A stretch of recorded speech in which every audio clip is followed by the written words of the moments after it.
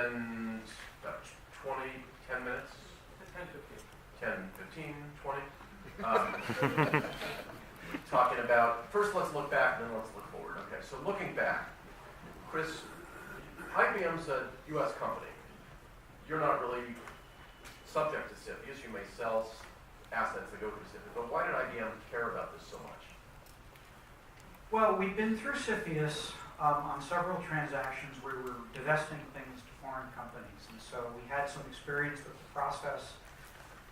We had some definite views on particularly things like the timelines that Clay mentioned, and those have been, I think, underappreciated and underreported. They will bring some very positive discipline to a process that had become increasingly undisciplined. I think the biggest reason we were concerned, though, was that we're a technology company. We do a lot of licensing of technology on a routine basis around the world. We license IBM intellectual property to IBM affiliates in 170 countries. And in some of the initial versions of this bill, even licensing of routine IP and copyrights to your own affiliates in certain countries could have required a CFIUS review. It was a significant concern. And since we had a lot of expertise in going through this process, we thought, wow, that this would really put huge compliance burdens on us. So that was why IBM cared about it. Now, at one point in the process, a couple of members of Congress, and something I'd really never seen in my 30 plus years in Washington, questioned IBM's patriotism and a couple other countries, and your patriotism. And so what was that like internally, and did that cause you to pull back or to lean forward a little bit? Well, it's never something you enjoy, but no, it didn't cause us to pull back at all. I think what it demonstrated, was that people felt very passionately that CFIUS needed to be modernized, and we didn't disagree with that. What we were disagreeing about was the way in which this was to be accomplished. And, there was a particular case in which Congressman Pittenger made some comments in an editorial or an op-ed in the Wall Street Journal, and we wrote a letter to the editor saying, look, this is not about weakening national security, this is about using the right tools for the right job. We would support a modernization of the export control system. We don't think that CFIUS has the capacity to do it, and we don't think that a unilateral approach to CFIUS is good for the country, or frankly for national security. What good would it do if one agency in CFIUS could lift a finger and say, I don't like that tech transfer deal, but every competitor in Europe, and Japan, and Korea, and Brazil, and Taiwan could freely license the technology. You get to feel good about yourself, maybe that you're stopping an American company from doing it, but are you really protecting security? And that was the point that we made, and I think the point that ultimately prevailed. And look, emotions ran a bit high, but let me say that at the end of the process, when consensus had been reached, Senator Cornyn went to the White House, met with the president, and said, this is the better way to go, Mr. President, and I give him a lot of credit for that. Nancy, you said that several times Office supports the bill. Presumably it's hard to be against a bill that strengthens national security. But clearly there were 2 or 3 things that you didn't like about the original bill. And so are you satisfied that the bill addressed, the final legislation addressed those concerns, or do you still have concerns about what's in the legislation? Thanks, Dave. We did support the final bill initially. The outbound provisions concerned us as well. There was a lot of concern from our companies that they would sort of be pulled into a CFIUS review because their parent company invested in China or another place that would trigger some national security concerns, and that because of the existence of the U.S. entity, perhaps that some technology came from there, even though it was the parent company investing, that they would be pulled into it. We believe that that also means that, for example, Siemens, but just to use Siemens as an example, if they have a U.S. subsidiary, they have thousands and thousands of employees in the United States, if they have a Almost 50,000, 50, yeah. they have a joint venture in China where they're transferring technology, they were worried, or companies like Siemens were worried that they would get drawn into CFIUS because of their activities outside the United States. Right, so many of our companies really believe that as originally written, it would drive innovation offshore, right? So even for the German companies, the Japanese, none of my members thought that they were going to not be impacted by those outbound provisions. So just to sort of follow up what you were saying, Chris, you know, it wasn't the view that, oh, well, the US companies can't do it, but we can, right? There was not that view at all. I would also say that there were some initial views that we would go toward, and there is also separate legislation, some type of economic benefits test on the inbound investment, which we think would be horrible. I mean, CFIUS, even historically, sometimes has been used as a weapon by a competitor, something that a competitor couldn't achieve in the marketplace, trying to use CFIUS as a means to achieve that. And obviously any sort of economic benefits test, some sort of industrial policy could sort of go into that process. So we were concerned about that. And then finally, the exact thing that Chris mentioned, particularly for inbound companies, we were concerned that if Siemens, again sticking with the Siemens example, Siemens Germany invested in their US operations, that would need to go through CFIUS. And you know, rethinking how we view an international company in 2018 is Meaning they have an existing investment, they invest more, that additional investment would have to be reviewed. Correct. And you know, I do think that we really need to rethink, obviously because I've been doing this for 30 years, but what we view as an international company. I mean, Siemens is a net exporter, right? Many people may not realize that. The number one and number two auto exporters are Daimler and BMW, right? So, you know, I mean, I've said this since, you know, Dubai ports and before, it's harder and harder to put a flag on these companies, and therefore more irrelevant to do so. So there were no provisions in the original FIRMA or where we ended up that we felt that U.S. companies were going to have to comply with, and we didn't. And are there things in the final legislation that you remain concerned about? Are there provisions that you weren't happy with? I realize there was a lot of progress, but are there still problems? Right. No, we ended up, we felt that just as we've all talked here, that the bipartisan consideration and final passage ended us in a good place. I think that there is a lot of discretion the administration will have on the regulations. So I'm sure that all four of us will probably be engaged in that. Given the escalation of using national security as a means to implement some sort of isolationist policy, we will have eagle eyes on that regulatory process to ensure, again, where I started out originally, that we keep our eye on why we need to care about these things, right? Foreign direct investment actually is very beneficial, and something even when I went up to Congress initially, when I said an M&A could actually import technology. A cross-border M&A is not always about having U.S. technology leave the country. Actually, international companies bring a lot of technology to the United States as well, and I think that needed to be better understood, and I think was throughout the process. Clay, you testified a bunch of times in 2006, 2007 around Dubai ports, and then you testified this time. Were you more impressed with the sophistication of members of Congress on CFIUS this time or in 2006? I don't really have an answer for that. I mean, I actually agree with, so in 2006, 2007, the reaction to Dubai Port World was way over the top. Way over the top. But once you cut through all the junk, you actually started getting into serious legislative efforts.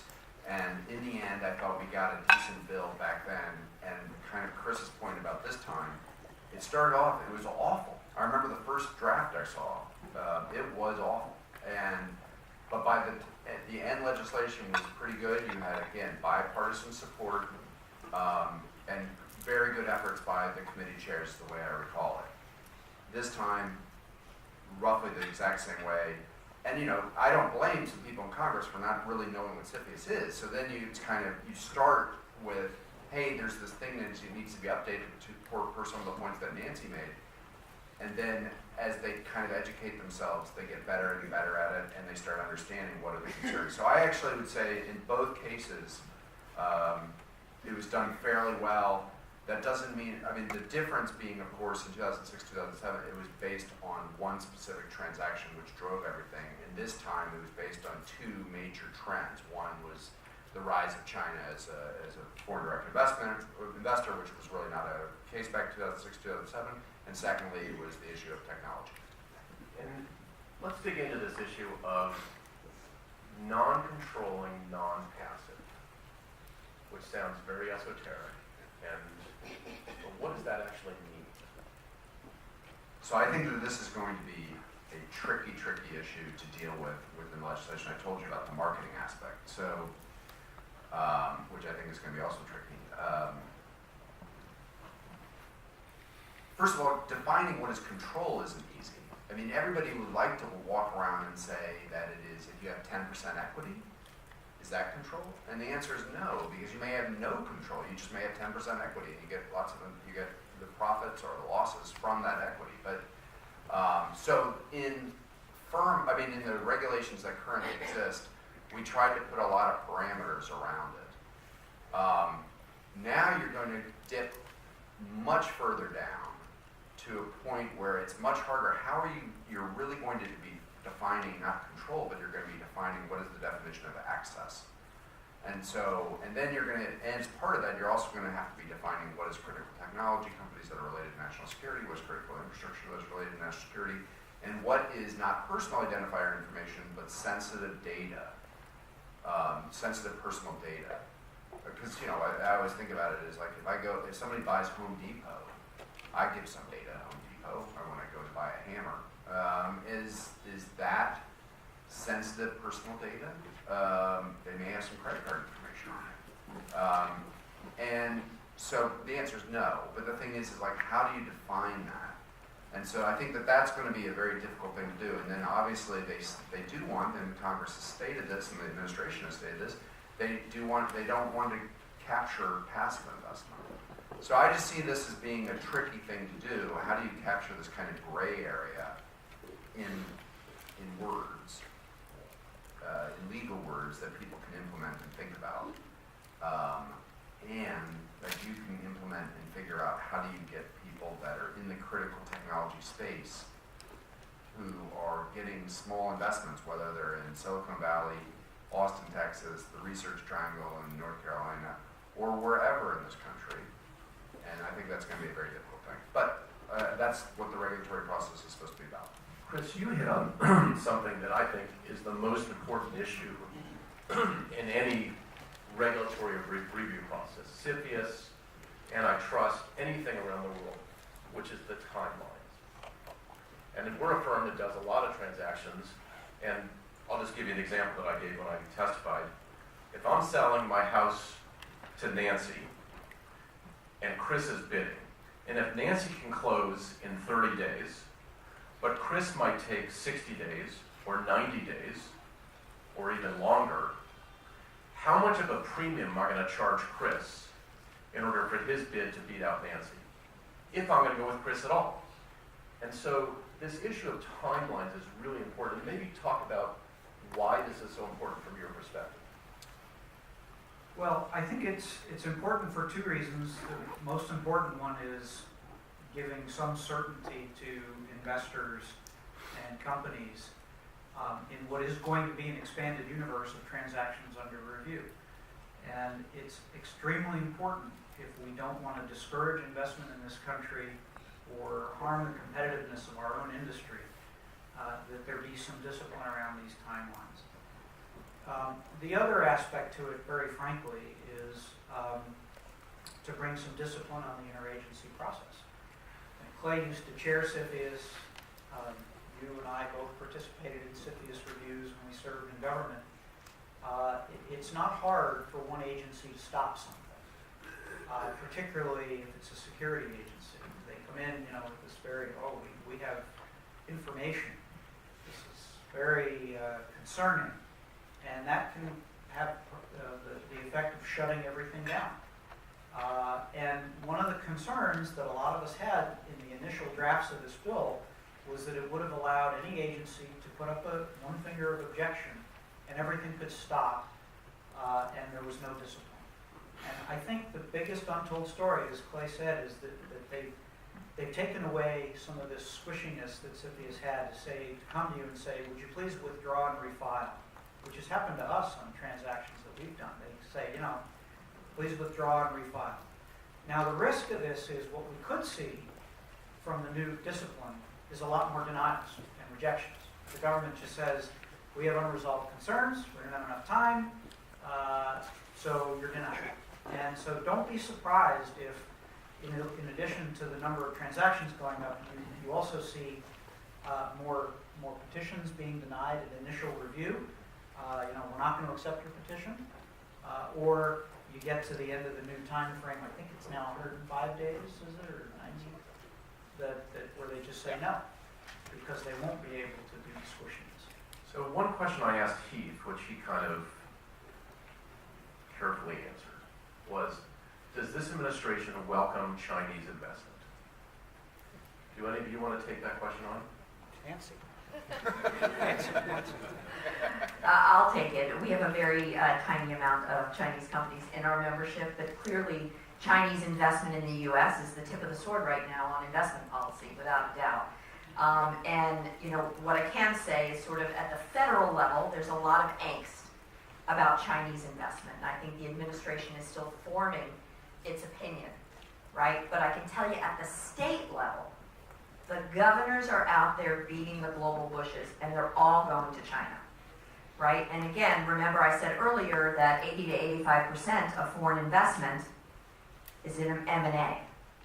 And so investing in the United States, they usually look for an operation to invest in. So there is definitely a bit of a dichotomy, which happens a lot on a lot of issues, between what is happening at the state level and what is happening at the federal level. And the governors are so concerned about it that they've actually taken measures in their own hand. We've worked with, I think, 9 governors to issue open investment policy statements, something that the federal government and the president did, which is say that our state is open and appreciates international investment in our state, and we pledge to treat these companies no less favorably than any homegrown company. And so I think they're trying to send a message to the rest of the world that their state is open for business. I would definitely look at that dichotomy, but I think the administration is trying to figure it out, and also difference between greenfield and M&A in terms of Chinese investment. And the previous 2 administrations officially gave statements that they welcome Chinese investment, so I think that's a difference. Right. One last question before Ken throws it open to we're going to have questions to the audience, but the whitelist. So there's a provision in the legislation that gives the Treasury Department the authority to say certain countries are going to have kind of a fast-track process because we trust them, okay? Presumably countries like the UK, Australia, Canada, Trump seems to be mad at, so I don't know where they would stand, but they would be on the, they'd be on the good list, and then other countries would be on the not so good list. But there are many allies in the middle. So where do you think the toggling countries are? Like, which are the most difficult cases in your view? And very quickly, Clay. So the legislation, it was interesting as you went through the process, because the House original version had no white hat list, but a black hat list, which was essentially China and Russia. The Senate version had a white hat list, which supposedly the Treasury Department had put in there, partially because they realized the original legislation was going to be not 1,000 transactions, but probably 10,000 transactions. They were trying to figure out some way to control that. Right now, the legislation has allowed the authority to be put into the regulations. It was interesting that the congressional letter that came out last week from the Financial Services Committee basically said, we think that you should be looking at a white hat list as well as a black hat list. And so I think that Treasury is going to try to figure this out, to put some definition around it. I think that they would limit it not to what would be a old CFIUS, where you get control of a company, I think they would just say that there is no white hat or black hat list on kind of, if you get control of a company, you just gotta go through the CFIUS process and it's a national security issue. I think they would try to limit it more towards either on the real estate side or on the non-controlling, non-investment side. In terms of which countries, one would think NATO, which would essentially wrap Canada into it. It also would wrap Turkey into it, very interestingly. Then you would think beyond NATO, you would get into Israel, potentially, Australia, Singapore, maybe a few other countries. In some respects, for the government, the reason why some people have had a concern with the White Hat list is, could you structure your investments to go through these countries in order to avoid being considered a Chinese company or something? I'm not sure that really works, I don't know, but I think that for Treasury likes the idea because it will keep the numbers down, and there is a concern that even with this reduced legislation that kind of Chris mentioned, it still is a pretty dramatic jump up in how many transactions they're going to look at. Kevin, go ahead. Thanks. We're going to take a few questions from the audience. Remind folks to please identify yourself, give your affiliation, and to ask your question in the form of a question.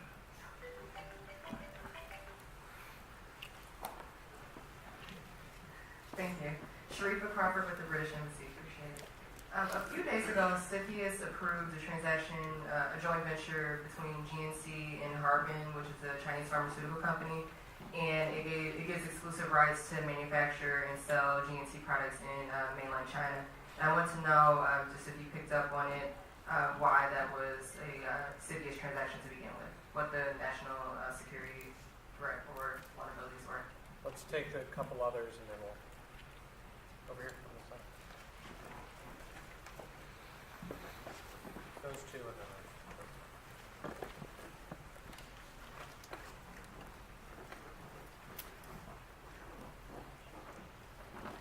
Hi, Jen Riccardi from the European Union.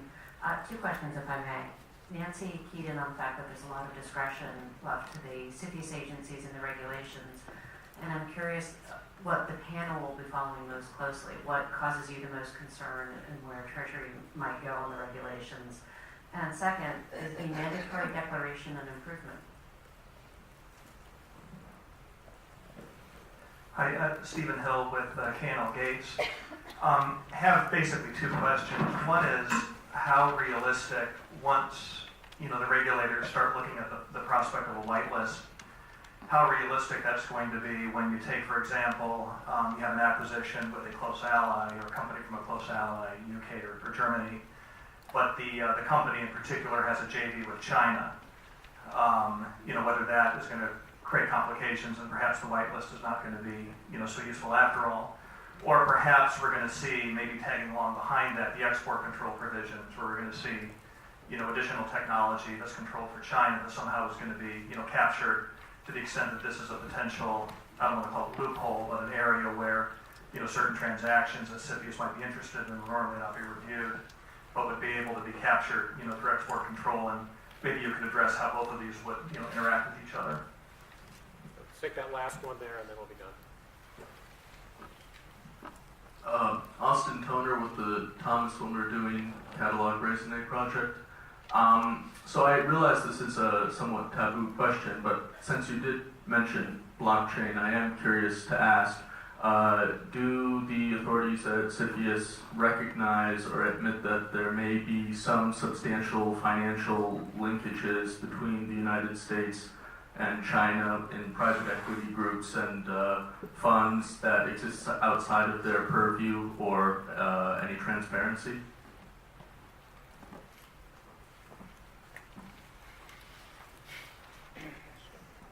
Okay, so GNC. I don't know the specifics of the transaction, but I can say this. Remember, CFIUS right now is a voluntary process, and the companies that were involved in that transaction and their attorneys may have decided there could potentially be a CFIUS angle to this, depending on what these folks produce and so forth. And so they just filed. and then if CFIUS, it would be weird for CFIUS to get a filing. I mean, it happens, but it's very rare. And then just say, you know what, you have no national security concerns here, just go away. And instead, they basically accept the filing, review it, and then it sounds like what they did is eventually they just passed it. So it's not a full definite because I don't know the transaction, but that's the way I would assume it happened. Okay, the mandatory, you want to add something? I'm just going to add, absolutely agree with Clay. I mean, I know that since FINSA was enacted, more and more of our member companies filed with CFIUS to ensure that they didn't get Dubai ported, right? And right. And anything having to do with a Chinese-based company, you're going to have folks within the company that are wanting to be safe rather than sorry. And I know that some of our companies, as a German-based company, was doing investing in the U.S. and actually their exposure in China ended up having a problem for them. So I think anything regarding China right now, that the advice would be to go through the CFIUS process. Okay, is the mandatory declaration provision a good thing or a bad thing? It's a thing. Again, Chris always takes a very strong stand. I think it's, for large companies or for the companies that Nancy just described, you know, most companies tend to err on the side of let's file. That may have been what happened in the GNC case, who knows. What this was meant to do was to get at, you know, the concern that there's stuff out there that CFIUS doesn't know about.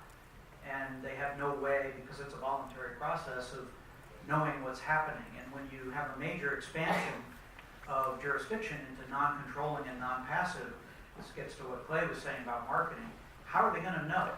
How are they going to know what to look at? And so the mandatory declaration, the idea is that you know, a broader universe of stuff will have to be notified, and then as Clay said, there will be, you know, the fast lane stuff will just go because they don't care. There may be a few they pick out and they say, no, we've got to pull you over into the slow lane to take a deeper look. I think for most large companies, this isn't going to be a big deal because they probably would have notified anyway, erring on the side of caution. Where it may pick up some things is with, you know, the CFIUS bar candidly was starting to get pretty creative with structures that were more or less intended to evade CFIUS. And that's what Congress decided it didn't want, and I think that's what it was meant to capture. And I'll just add 30 seconds, which is, I don't think we know the answer, Jen, because it matters how it's implemented. If the agencies truly use it to speed up non-controversial transactions and get them through the system without going to an investigation, without taking 100 days, it'll be positive. If it's just another tool to review things, kick it over the long process, kick it over to an investigation, it'll be a bad thing. Because again, CFIUS should act like an emergency room triage.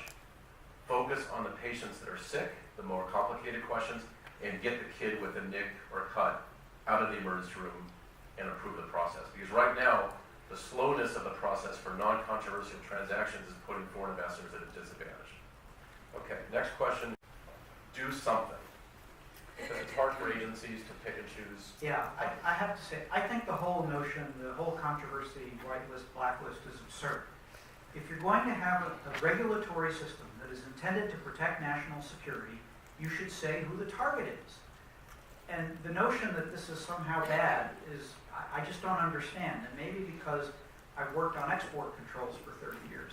In the export control world, there's no ambiguity about who the target is. There are published lists, country lists. Russia and China are on those lists. So are some other countries that we don't like for whatever reasons. And if the goal here is to strengthen national security because you're concerned that somebody is doing something in foreign investment that you don't like, you should say who you're concerned about. And let's be honest, this debate was almost exclusively about China, a little bit about Russia. So I don't understand why we just don't say that. And instead of contorting ourselves into pretzels about, you know, whitelists and NATO allies and not NATO, but we really like them a lot. I mean, to me, it doesn't seem to accomplish the objective. I think you should say the principal objective that we're concerned about is that there's an investment that's China or Russia, or indirectly controlled by Chinese or Russian nationals, then we're going to give that greater scrutiny. And everything else, you know, we might still look at it because there are issues around defense industrial base and so forth. But I think to the extent that you're vague about who the target is, a national security regulatory system is less effective.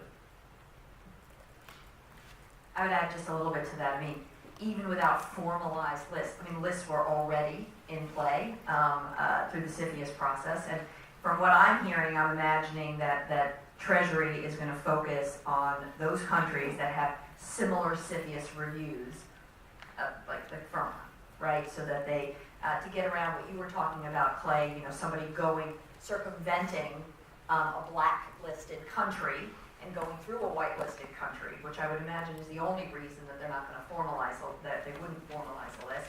But that if you're dealing with countries that have a similar review process, which is already, I think, spurring some countries to consider their own CFIUS legislation or to modernize their reviews, tries to deal with the circumventing by having those countries that have a similar process be on the whitelist.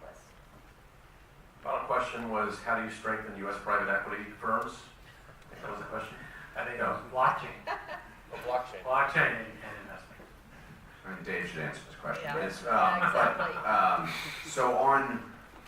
So I think it was associated with blockchain, but the question was, look, there's links between private equity firms, maybe in China and in the United States, and so how do you so who is actually controlling the private equity firm and making the investment decisions? And so CFIUS FIRMA actually gets into this, and they actually provide essentially an exemption, which is that if you are a private equity firm in which the managing partners and the investment committee and so forth is essentially controlled by U.S. Persons, then that's not really CFIUS. If you have limited partners who are foreign, then that's okay. Now, if you are a private equity where the control is a Chinese company is controlling that, the managing partner or the investment decisions, that should go through CFIUS. I think that was the distinction the legislation tried to draw. I'm sure there will be some rulemaking around that, but I think that it was a positive thing because the way it was done originally, almost every private equity firm would have gotten caught up, and that would have been a mistake. So that wasn't really about blockchain, but it was kind of, I think, about the idea that sometimes there are these links that are happening between private equity firms from different parts of the world. Yeah, I would just say that Congress clearly declared that they want to promote passive investment. So, you know, in a mutual fund company, when you all invest in your 401k or your mutual fund, if you called the Fidelity or T. Rowe and you said, by the way, I'd like you to increase your allocation to X company, they'd say, thank you for input, but just give us the money or send it somewhere else. You're passive. And so private equity firms operate the same way, which is the limited partners are passive, the general partners make the decision. If we do a good job, they give us more money. If we do a poor job investing, they give it to someone else. And as long as the private equity firm is U.S. and they're really controlling the investment decisions, it's not subject to CFIUS. Let me thank the panel and thank the audience for good questions. Thank you very much. Thank you, David, for all your help in putting this event together and this panel together. Thank you to all our panelists. We've all been at WITA events before. We're grateful to have you back and hope to have you again. We are not taking a major break here. We're just going to turn over the panel and start our sanctions panel right away. Thank you.